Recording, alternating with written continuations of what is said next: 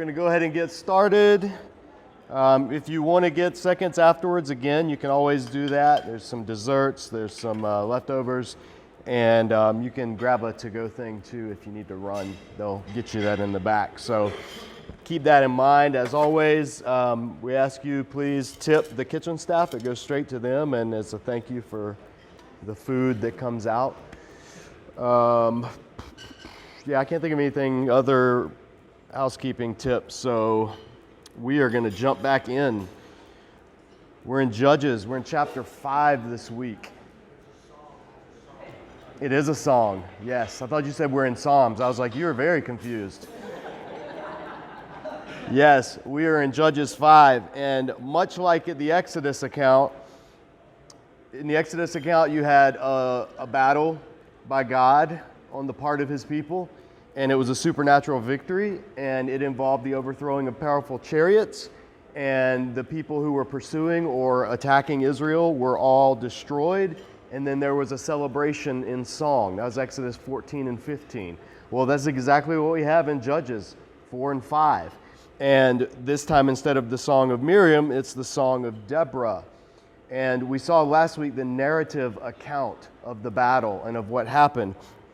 And so now what we're going to do is get a poetic, celebratory anthem about this event. And this chapter, Judges 5, is arguably the oldest written part of, certainly of Judges, but perhaps one of the oldest sections of the Hebrew Bible.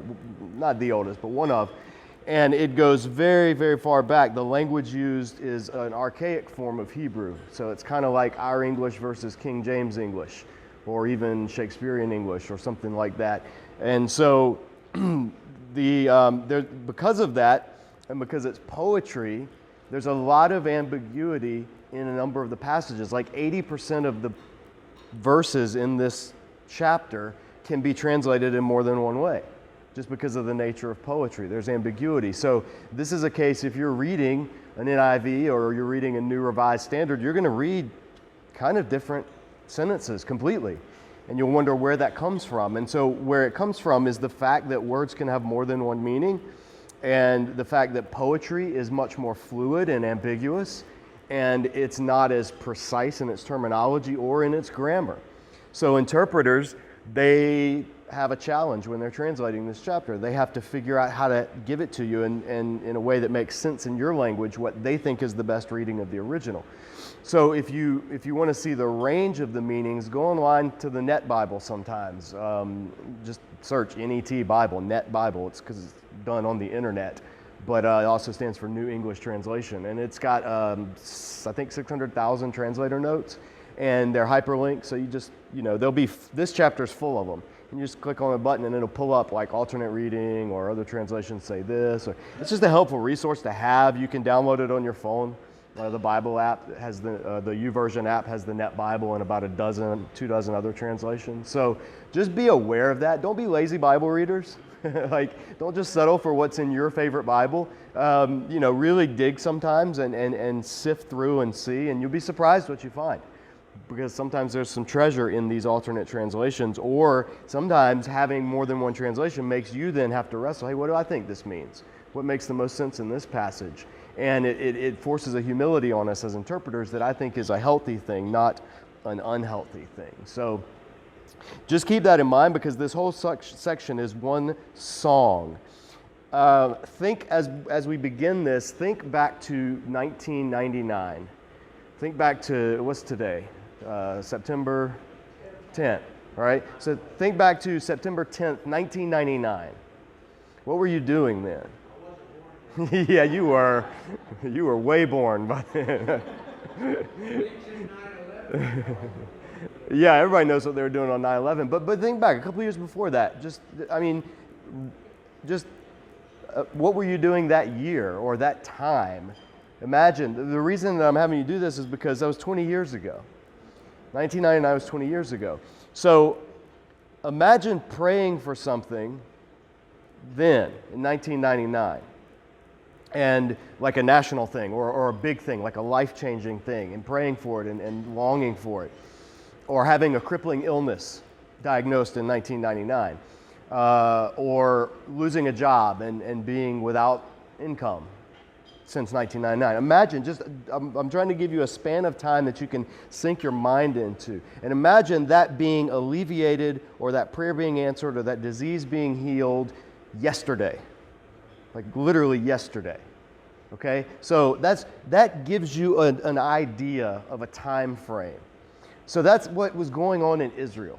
Okay? Israel, for 20 years, had been under the oppression of the Canaanite king, Jabin, who we met last week, or Jabin, as some of the English translators say.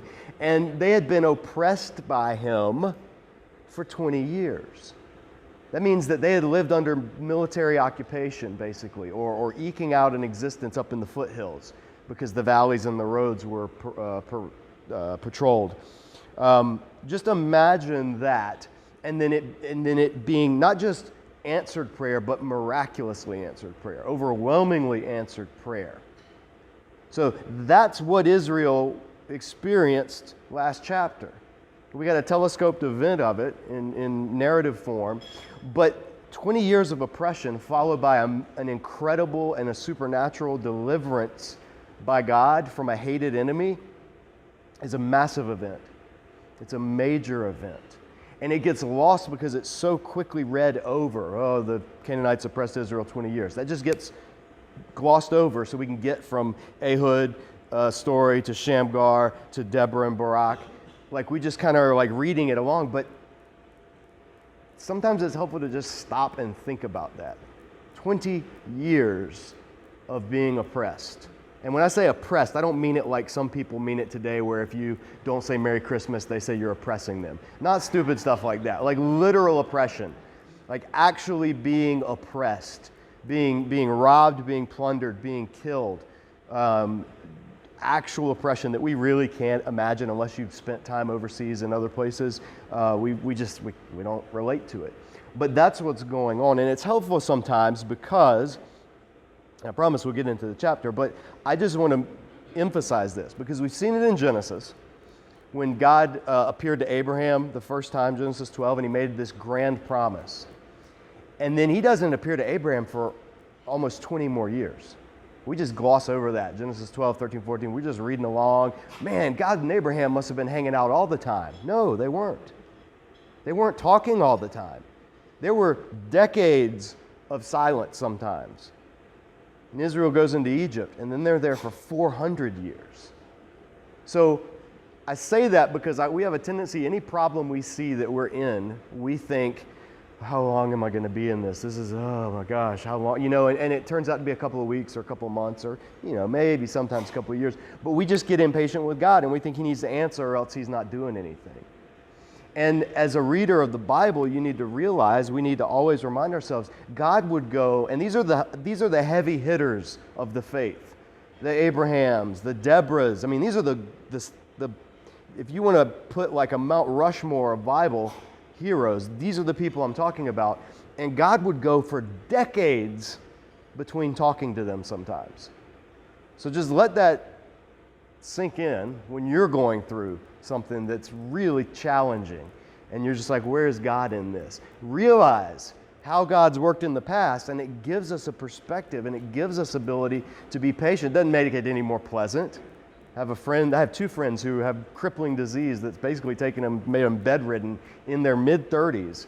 Both were successful, beautiful, attractive, active, physically engaged young women, and almost bedridden now because of this disease that they've been suffering through. And for years. Like one of them's had it for going on 3 years now. And so it doesn't make things like that. And you all know people that have experienced things or you've gone through it yourself. It doesn't make it easier. It doesn't mean like, oh, okay, well, that makes everything better. Not that. But what it does is it gives you a deeper foundation when you are feeling that despair, when you are feeling overwhelmed, when you are feeling like you just can't make it another day. It gives you a foundation of saying you can because they did. And if they did, you can because it's the same God you're serving. And he doesn't change. And so sometimes that's what we need to get through what we're going through, to get through the 20-year oppression, to get through the crippling disease or the, whatever it is, just the never-ending job search or never-ending, whatever you're dealing with. So keep that in mind as we read the song, because now we're reading the end of that. So we're reading looking back. When it finally does break, when relief does come, when deliverance does come, it is a time for celebration, and rightly so. And when there's been somebody who's been oppressing and persecuting you for decades, then there's a deep, godly, holy desire to see justice done to that person. And that's something that we as Christians sometimes struggle with, because Jesus says, love your enemies. But Jesus said, love your enemies and pray for those who persecute you. But he didn't say you got to like your enemy. And he didn't say you have to be happy about their persecuting you. Love is seeking the highest good for somebody else. That's it. It has nothing really to do with how you feel about the person. It's what you do in relation to the person. And do you seek their well-being? Do you seek their highest good? Or do you try to subvert them? And do you try, so love is a deeper thing than just how we feel. And when there are oppressive regimes or when there are oppressive conditions we're facing, then there's something godly, and the Psalms give us this permission. There's something godly about being able to cry out for deliverance. And then when God finally does answer that deliverance, however he does, to be able to celebrate that. And sometimes that makes us a little uncomfortable, especially as Christians, again, because we're just taught, always be happy about everybody, always love everybody, always be nice to everybody, gentle Jesus, meek and mild, judgment you should never long for, and it's like, well, actually, no, we know that's not true. Everybody cheers in the movie when the bad guy finally gets what's coming to him. That's a deep-seated reality in our life of concepts like justice and righteousness and holiness. But the key is, in biblical faith, we're not to be the ones that go out and vigilante enact that justice and holiness and retribution. Vengeance is mine, declares the Lord. I will repay. But when he does repay, then that's a time for celebration. And that's the day of the Lord. The day of the Lord is always vindication for God's people and destruction of God's enemies. And those are two sides of the same coin, because destruction of God's enemies usually is the vindication of God's people. And that's what we see in this song. So, chapter 5 of Judges, on that day, Deborah and Barak, notice Deborah's name came first. Again, God's got no problem with women that are empowered being in positions of authority. And we see that in Deborah. And what that does for, what roles and women can have in churches and all of that, we talked about a little bit last week. Let the rest of the Bible fill out what you think about that. But just know that the concept of a woman taking a lead in a situation, whether it's prophetic or whether it's military or whether it's judicial, at least in this case, God doesn't really have a problem with it. In fact, it's his solution to what Israel's facing. So it says, on that day, Deborah and Barak, son of Abinoam, sang this song. When the princes in Israel take the lead, or if you have other translation, I'm going to give you multiple whenever we're reading, because some of you may be reading New Revised or some others. But it could say, when the rulers in Israel let down their hair or loosen their hair. And it's a figure of speech. And we don't know exactly what it means. So the NIV is take the lead is kind of a guess on what it means. Like, I don't know. Look to the commentaries for that. But basically, when the princes of Israel take their lead / loosen their hair, when the people willingly offer themselves, and that's going to be explained in just a minute, when the people offer themselves, bless the Lord. Or NIV says praise the Lord. But that's how it begins. When things are happening and when the leaders are raised up, it's kind of the sense of that idiom or that picture, or when it's time for things to happen and the people come and offer themselves to be part of it happening, bless the Lord, because God can use that. And God does use that. He's about to. So verse 3, hear this, you kings. Listen, you rulers. And these would be the Canaanite kings, the pagan rulers, all of the people outside of Israel. I will sing to Yahweh. I will sing. I will make music to Yahweh, the God of Israel. This is the audience to this is Israel, but it's to be sung in celebration of Israel in Canaan. So this is a song of Yahweh. This is not a hymn to Baal. This is not a hymn to Chemosh or Moloch or Anath or any of the Egyptian gods. This is a hymn to Yahweh and celebrating Yahweh as the true warrior king God of Israel. Verse 4, O Lord, when you went out from Seir, when you march from the land of Edom, this is south, this is down in Edom, this is Israel coming out of Egypt. They came around the Dead Sea, they came up through Edom, they came from Mount Seir up through Edom, that's what that is, into the promised land. So this is depicting God as a warrior going before his people, bringing them into the land. When you marched from the land of Edom, the earth shook, the heavens poured, the clouds poured down water. The mountains quaked before Yahweh, the one of Sinai, before Yahweh, the God of Israel. All of these things being described, these are cosmic meteorological phenomenon. Guess who is in charge of these things in Canaan? Baal. Baal is the one who rides on the storm. Baal is the one who brings the rain. Baal is the one who makes the mountains quake. Baal is the one who sends lightning and thunder. That is Baal's territory. And so Israel is specifically saying, nope, this is Yahweh. He's the one doing this. And so the victory of Yahweh, the victory of Deborah, Barak, and we'll find out, Jael, over Sisera and King Jabin's forces was a victory of God over the gods of Canaan. Just like the victory at the Red Sea, the drowning of Pharaoh, the plagues of Egypt. If you weren't here for that, check the podcast. You can listen to the whole book of Exodus. But just like all of those victories over Egypt were not Israel's victory over the armies of Egypt, they were God's victory over the gods of Egypt. So just like what happened at the Exodus, now it's the same thing with Canaan. God is victorious over Baal on Baal's own turf. And that's a huge theme in the ancient Near East because gods were seen as having power in their lands. And Baal was the god who came from Mount Zaphon up in the north. And he came from Mount Zaphon riding on the clouds, bringing the thunder and the lightning, and therefore bringing the crops and the rains and all of this stuff. Not so, says Deborah. Yahweh's the one, and he's coming from Mount Seir in the south, complete opposite direction of Baal. So everything about this is contrasting Yahweh's rule as the true king, the true God of Israel, with the claims of Baal. So verse 6, the setting. In the days of Shamgar, son of Anath, in the days of Jael, the roads were abandoned. Travelers took to winding paths. This is an interesting point because I said it last week. The judges overlapped, and they didn't all just consecutively rule. So this tells us that while Shamgar was doing his thing against the Philistines in this part of the country, southeast, Jael, who we're going to read about later, the time of Deborah, was happening up in the north. So there was some concurrency in these judges' reigns and these judges' rules. But in those days, the roads were abandoned, and the word for roads is not the normal word for road, it's the word for caravan trade route. The trade routes, the roads, we would say the highways were abandoned, and the people took to winding paths. Why? Because of the unruliness, because of the violence, because of it wasn't safe. It's not safe to take a caravan. You're living under Canaanite oppression. And so there's chaos, there's anarchy, there's, might makes right. And so for safety reasons, this is an oppressive situation. People, especially the Israelites, are having to go to the side roads. They're having to take the long ways. They're having to hide themselves. There's not free trade. There's not normal life.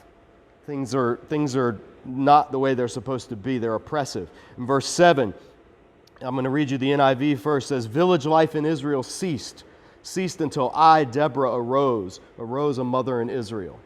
So the NIV's, what they're saying is that these conditions, even village life was suffocated under this. And it can happen when you're not free to move, when there's no freedom of movement, when there's no freedom of trade. It's oppressive, and village life really does grind to a halt. And people eke out a living, and it's a hardship that you have to live under these conditions. And so that's what at least NIV translates this passage as saying. If you read the New Revised, it would read slightly different. It would say, warriors in Israel grew fat off of the plunder because I arose, Deborah, a mother in Israel. And so New Revised takes it as talking about what's going to happen, Israel's victory. NIV translates it as the conditions before that. So it doesn't really matter regardless, because the outcome is going to be the same, but I think the NIV is a little more correct on this one. Anyway, it says, village life ceased until I, Deborah, arose a mother in Israel. When they chose new gods, war came to the city gates. Now this is where I think NIV doesn't maybe get it, because the other way you can read that line is, when God chose new leaders, war came to the city gates. And the text can go either way. So if the NIV's reading is right, it's saying that when Israel chose to go after new gods, that's when this oppression came. So they are suffering from their own defeat. And that's true. So that's not a wrong thought.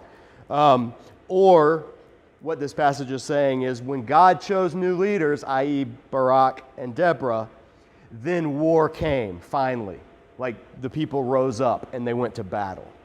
So two different ways of reading, but again, this is ancient poetry and ambiguous vocabulary. So keep that in mind, because either way the outcome is the same. Verse 8, the second half, not a shield or a spear was seen among 40 elephs in Israel, or 40,000, or 40 clans, or 40 regiments. So Israel was not only suffering, but they were unarmed, which is, we know those were the conditions. You know, Israel didn't come out of Egypt heavily armed. They came out as a group of slaves and barely had any implements. That's why the defeat by Joshua of all these Canaanite kings was so miraculous. Verse 9, my heart is with Israel's, and then it says princes, but that's misleading because there's no king at this time in Israel. It's community leaders or organizers or people that are just kind of chiefs, big men in Israel. My heart is with Israel's princes, with the willing volunteers among the people. Praise the Lord. He's going to talk about these willing volunteers in a minute because they're the ones who are going to go up as part of God's army. Verse 10, you who ride on white donkeys, and in Hebrew it's light-colored, whatever the term. It's not the word for white, it's the word for light-colored. There's two types of donkeys. There's the normal gray donkeys, and then there are these weird anomaly albino donkeys every now and then, and those are seen as a little bit nicer, and so those will be reserved for people who are lavish. So riding on white donkeys is a symbol of like riding in a pink Cadillac, all right, or whatever is in our day, a nice Tesla. You know, just whatever you can think of. It's a good ride. You who ride on white donkeys, sitting on your saddled blankets. You who walk along the road. Well, the roads are abandoned. So who would be walking along the road? People who aren't worried about it because they're wealthy, because they're on the side of the oppressors. They can go freely. Their travel's not restricted. He's talking about the Canaanites and the oppressors. You who walk along the road, consider the voice of the singers at the watering places. They recite the righteous acts of Yahweh, the righteous acts of his warriors in Israel. So it's saying, hey, listen to these people that are gathered around the watering holes, which would have been the peasants, the Israelite peasants who are underneath the rule of these oppressed people. Like, hey, listen to what they're singing. They're singing about the miraculous deeds of God, the righteous acts of Yahweh. What righteous acts? The Exodus, the overthrowing of Pharaoh, the bringing Israel into the land. Yeah, it was more than 20 years ago, but it's the same God, and they're still singing about him because he is not going to let his people be abandoned completely when they're oppressed. That's what this song is celebrating.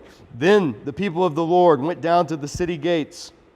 Wake up, Deborah. And it means like rouse yourself, not like you're sleeping and wake up, but it means kind of like get up, get ready. Wake up, Deborah, wake up. Speak in a song. NIV says break out in a song, but the actual Hebrew says speak a song, and it's a play on Deborah's name because the word for speak is Debor, and Deborah's name is Deborah. So it's kind of a little pun. God does puns all the time in the Old Testament. They just don't translate. So sing a song, Deborah. Get to Deborahing, Deborah. Some came from Ephraim, whose roots were in Amalek. Benjamin was with the people who followed you. From Machir, captains came down. From Zebulun, those who bear a commander's staff. The princes of Issachar were with Deborah. Yes, Issachar was with Barak, rushing after him into the valley. So this is the first, there's a rousing call for battle, and then these are the tribes that respond. It's giving the names of the people who responded from all parts of Israel at this raising up of God's leaders and this going to battle against the oppressors. However, not all the tribes did. In the clans of Reuben, or the districts as NIV says, in the area of Reuben, there was much searching of heart. Why did you stay among the campfires to hear the whistling for the flocks? In the districts of Reuben, there was much searching of heart. In other words, Reubenites were like, we could go off to battle, or we could just stay here and tend our sheep and just, let them do what they're going to do. And so there was that. There was just like deliberation, but no response to God's call to arms on the behalf of the Reubenites. Gilead, and that's another term for Gad, Gilead stayed beyond the Jordan, And Dan, why did he linger by the ships? Asher remained on the coast and stayed in his coves. The people of Zebulun risked their very lives. So did Naphtali on the heights of the field. So the tribes that were involved were the ones who were being praised in the song, the ones who came at the calling of Barak, the mustering of Deborah of the troops. But not all of Israel did. So this is celebrating the ones who did and kind of shaming the ones who didn't. Verse 19, kings came. They fought. The kings of Canaan fought at Tanakh by the waters of Megiddo. But they carried off no silver, no plunder. Now this is what you would expect when the kings come and fight. They're going to carry off plunder. They're going to carry off silver. That's what happens in battle. But this is saying, nope, not this time. This time something happened. And we see what happens in verse 20. Now note the cosmic imagery here. From the heavens, the stars fought. From their courses, they fought against Sisera. The river Kishon swept them away, the age-old river, the river Kishon. March on, my soul, be strong. Then thundered the horse's hooves, galloping to mighty steeds. Galloping go his mighty steeds. Curse Meraz, said the angel of the Lord. Curse his people bitterly because they did not come to help the Lord against the mighty. So now there's a battle going on, and the kings all gather, and their horses, which is the ones pulling the chariots, are galloping. But it says the stars fought against Sisera. The heavens intervened. Now this is poetic language, just like we saw back in Joshua last year with the whole sun stand still. That there is ancient Near East poetic language when a rousing victory that was supernaturally unbelievable happens, it would be described using cosmic terminology. And so we know that stars weren't the ones that were actually coming down and fighting battles. This is poetic language about a rout on the part of God's people and God's leaders against these overwhelming forces of chariot-leading army Canaanite kings. And so that's what we're seeing celebrated in this song. And then it goes back again to cursing whoever Meraz is, this town, this area, these people. We don't know exactly because they're never mentioned again. But they're cursed because they didn't take part. They had nothing to do with this battle. And so there's a curse on them, and that curse on them is contrasted to what's about to come next from unexpected. So Meraz, whoever they were in Israel, they didn't do what God had called them. They're cursed. But who steps up and does, who brings the victory? The very next verse. Most blessed of women be Jael, or Yael, the wife of Heber the Kenite. Most blessed of tent-dwelling women. So the hero, the unexpected hero, is actually a Kenite, a pagan, a Gentile woman, is the one who delivers. And so it's this unexpected twist, like the people of Israel, not even all of Israel engaged in this battle, but a pagan Canaanite, local native, that's who ended up winning the battle. So blessed is Jael. He asked for water, she gave him milk. In a bowl fit for nobles, she brought him curdled milk or yogurt. Curdled milk is not appetizing to us, but yogurt is a little more appetizing, and that's what's being talked about. Her hand reached for the tent peg, her right hand for the workman's hammer. She struck Sisera. She crushed his head. She shattered and pierced his temple. At her feet, or in Hebrew, literally, it says between her legs or between her feet. And there's a little bit of innuendo there, ironic innuendo. Is between her feet, he sank, he fell, there he lay. Between her feet, he sank, he fell. Where he sank, there he fell. And NIV says dead, but the verb is actually ravaged or despoiled. It's describing what happens when a city's overthrown. So it's this irony of this mighty military man, Sisera, entering the tent of this somewhat shady woman who lured him in, and then right there between her legs, he dies. Literally this time. Pierced through, run through. There's all kinds of overtones in this in terms of just subtlety and irony of what happened to this mighty man at the hands of this unknown Gentile woman. Now it shifts, and there's a lament, or it takes the poem shifts to Sisera's mother, the mother of this warlord oppressive.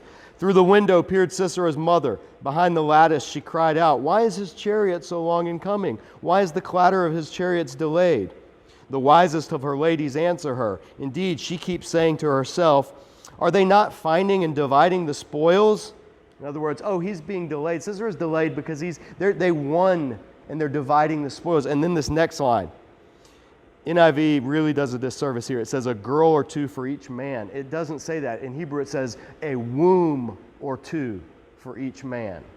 a womb or two. This is talking about what happens in war, the spoils of war. Soldiers destroy the army, they rape the women. And so the mother and the ladies of her court are actually celebrating this. Well, they're just out, the guys, they won their battle, so they're out, impregnating and raping the women. This gives you an idea of the kind of injustice that was going on. So a womb or two for each man, and colorful garments as plunder for Sisera, colorful garments embroidered, highly embroidered garments for my neck. All this is plunder. So this is the image of Sisera's mother, who is the cipher for the Canaanite oppression, saying, oh, he's delayed because he's getting all this plunder. He's doing business as usual, and we're going to be rich. Just think of the embroidered robes and the finery that we're going to have after he's done dealing with these dirty savages. And lo and behold, that's the irony of this poem, is her son, who she thinks is raping women, is laying dead, pierced between the legs of a Gentile woman in her tent. So it's this super, super ironic and delightfully ironic to the Israelites who are on the other side of that raping and pillaging. And so that's why it's preserved here. So then at the end, so may all your enemies perish, Yahweh, but may they who love you be like the sun when it rises in its strength. And then the land had peace for 40 years. So this is a very interesting poem, just from a historical perspective, and the imagery that it uses, and the irony and the word plays. It's just got a lot of interesting stuff. But theologically, what we see in this poem is that 20 years of oppression, God does not allow sin to go on forever. He doesn't allow oppression to go on forever, and there is a reckoning. And for Sisera, the raper, the pillager, the plunderer, for Sisera, that reckoning happened violently at the hands of this unknown, until now, Gentile woman, Jael. For what that says, and the reason this is preserved in Israel, because like the songs and the prophets later will cry out, this is a warning to any power that sets itself up in place of God, or any power that oppresses people that God loves, that are created in His image. And so the warning in this song is very real. But also the promise in this song. See, warning and promise are two sides of the same coin. So this is a warning to God's enemies and the ones who would be the Siseras, who would be the Canaanite kings, who would be the oppressors. But it's also a promise to the people who are on the receiving end of that oppression, that it's not going to last forever, and God is the one who will put things right. And when He does, it may not even be pretty. In fact, it probably won't be pretty. And that's what we see with the deliverance of Jael. And that's why this story, one of the reasons why this story, this violent story of a woman smashing a tent peg through a guy's head while he's asleep, I mean, it's so sordid and it's violent and it's stomach turning. It doesn't make a good VeggieTales cartoon. It doesn't make a good get well card or precious moments. You aren't going to see it in a contemplative. You're not going to see this celebrated at the front of a Christian bookstore where all the crap is sold, right? All the stuff that's like, hey, Jesus is the Lord, and here's a lamb, all this really nice stuff. You're not going to see that. You're going to have to go to the back where the commentaries and the biblical theology is to even know that this story is in the Bible. So the question, why is it in the Bible? How can something this violent, this uninspiring on the surface be in the Bible? Because the message is crucial to understanding the nature of God. Is that His judgment is real, and it's tangible against those who oppress His people and against those who exploit and overpower. And so this is, in a sense, a theology of liberation for Israel, and that does give rise to a whole branch of theology called liberation theology, which goes off the rails and said God is only always on the side of the poor against the rich, because that's not true either. But this is at least where that comes from, the idea that when you are oppressed and you are suffering, that there's an end to it. Now, it may be 20 years, maybe longer, but there is an end to the suffering. And so Israel, in the meantime, and Israel's going to have to sing this song when they're in captivity in Babylon, because God's going to do to them, when they become Canaanite, which is what the whole book of Judges is about, the Canaanization of Israel, when they become the Canaanites themselves, and they do after Deborah, starting in the next cycle, the downward spiral is going to continue, then God is actually going to do this against them. And they're going to be driven out of the land. And they're going to be in exile in Babylon, weeping by the rivers, because they had been the ones who had exploited the poor. If you read the prophets, they had been the ones who had broken God's covenant, were taking advantage of people, were doing all the things the Canaanites had done. They were the Siseras. later in their history. So this is a stark reminder right there at the beginning of what's going to be a downward spiral, and we'll see it as we go throughout the book. But we're 4 minutes over. Yikes. So you guys get out of here. Have a great week. There's food here if you want some, and we'll see you next week.